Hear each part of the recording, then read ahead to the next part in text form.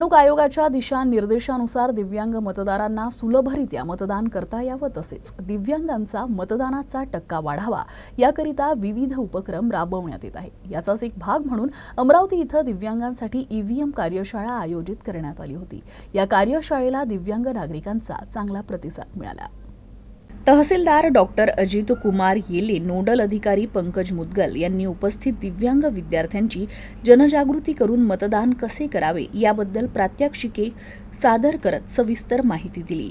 या कार्यशाळेच्या माध्यमातून दिव्यांगांना ईव्हीएमद्वारे प्रत्यक्ष आपले मतदान कसे नोंदवावे हे साइन लँग्वेजच्या माध्यमातून समजावून सांगण्यात आले, ज्यामुळे मूकबधीर आणि सर्वच प्रकारच्या दिव्यांगांना सुगमरित्या ईव्हीएमद्वारे मतदान करण्यास मदत होईल। त्याचबरोबर दिव्यांगांकरिता भारत निवडणूक आयोगाने सुरू केलेले सक्षम ॲपची देखील माहिती देण्यात आली।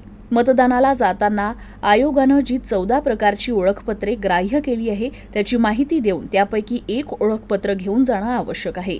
याबाबत दिव्यांग विद्यार्थ्यांना सांकेतिक भाषेत अवगत करण्यात आलं।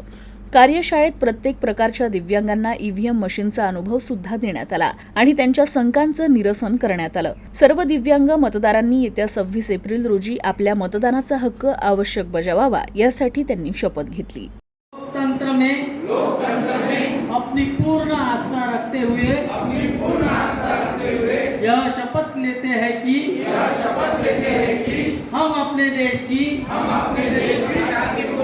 निर्वाचन की गरिमा को अक्षुण्ण रखते हुए किसी सभी निर्वाचनों में अपना मताधिकार प्रयोग करेंगे।